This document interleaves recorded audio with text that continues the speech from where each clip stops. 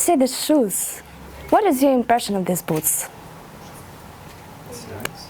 Strange. Okay, and what do you think of the person who wears these? But stop.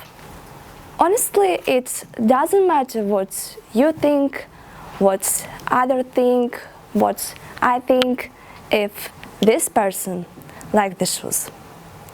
Of course, like all people, I'm afraid of condemnations and gossips. I want to stand out in a crowd, but I'm afraid. Even if I dare to put on my favorite red pair of shoes with snake print, I'll be extremely worried. I might recall Lady Gaga's quote about self-confidence, and it will make me feel better, but only until I hear whispers behind me. It seems that everyone who looks at me thinks how strange she is, or she is definitely off her head, but it isn't so. The first question in my head when I want to do something provocative, unusual, or strange is, how will others react on it? What will others think? It simply doesn't matter when it comes to my personal choice. My first question should always be, what do I like? 6 things that are out of my comfort zone is a list of things that make me feel uncomfortable. I fixed all my biggest fears on paper and began to realize them into reality one by one. The harder thing was with the first task, but with every new achievement it was easier and easier. You can read all the books about self-confidence, but without taking any actions you'll be like a person who read how to ride a bike but who never sat on it. So, one of my tasks was to dance in the first line. And honestly, it was really difficult for me, as in the first line there are people who have been dancing for a long time.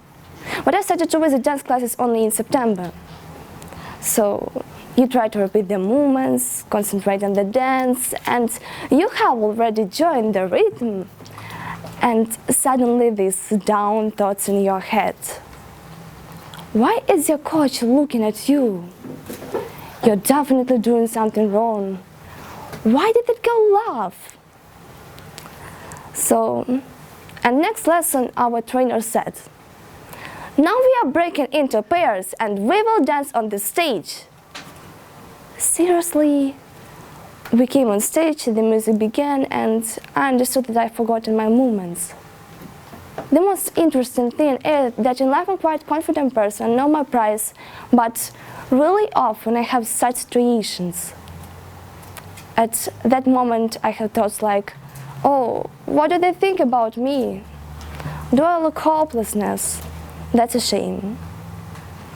But in fact I've cheated myself. I just forgot that I cannot read other people's opinions.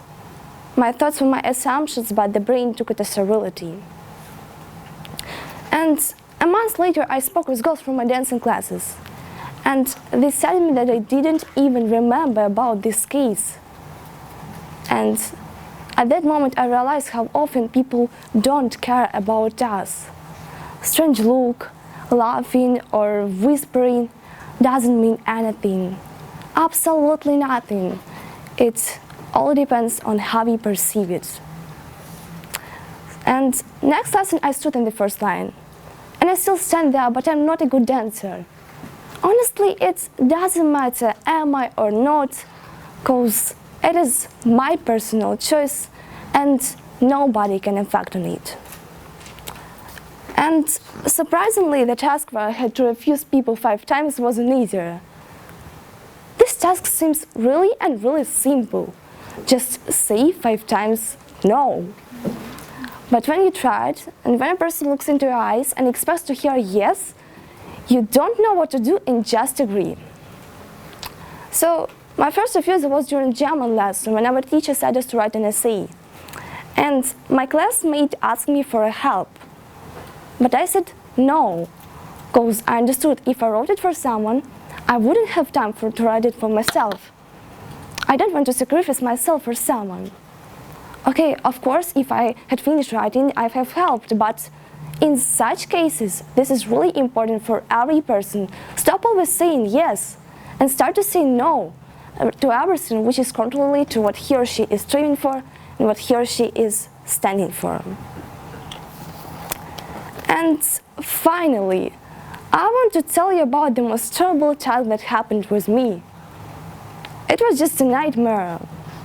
The most difficult task for me was to say compliments to 6 people.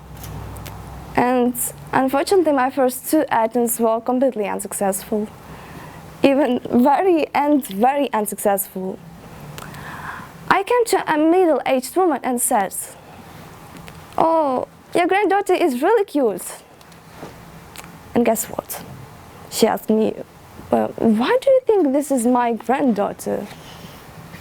It turned out that it was her daughter. It was really awkward. I just wanted to fall through the ground. I even tried to mind the situation with the sentence, "Oh, sorry, you look stunning, just believe me." And I doubt very much that I did it. And my next fail happened with a little girl who was walking somewhere with an old man. But judging from my own experience, I don't want to call him a granddad, who knows? So I stroked her soft bunny. She tore it out and started to cry. And this is the second time when I just wanted to fall through the ground. I looked like a psycho, but I reassured myself that I wasn't doing anything wrong. I just wanted to cheer people up, make them a little bit happier, but didn't always succeed. And the main thing that I wanted to know after my challenge was the answer to the question: how to ignore the opinion of others. First, never listen to the criticism of a person who doesn't live the way you'd like. If a person is at the same level as you or below, he or she doesn't have valuable experience, so they cannot give you super advice that will radically change your life. And their negative opinion shouldn't mean anything to you.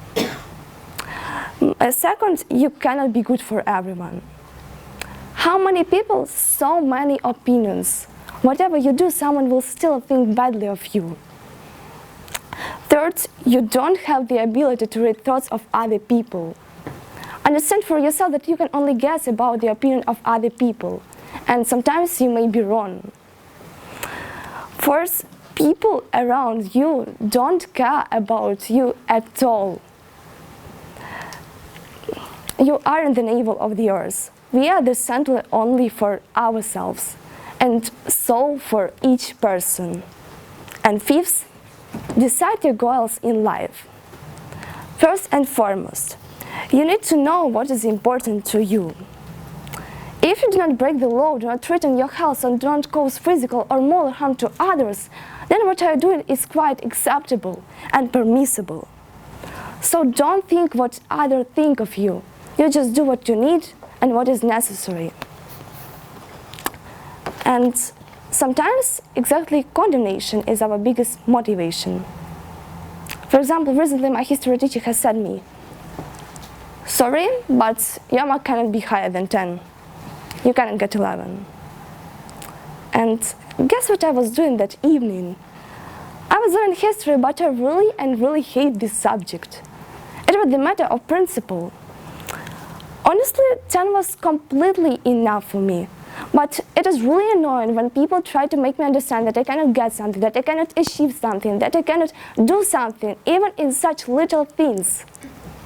Hey, I'm the boss of my life, and I will tell what I can and cannot. And between us, it is much easier to name things that I can do than not, because I'm a person and I can do anything. Thank you.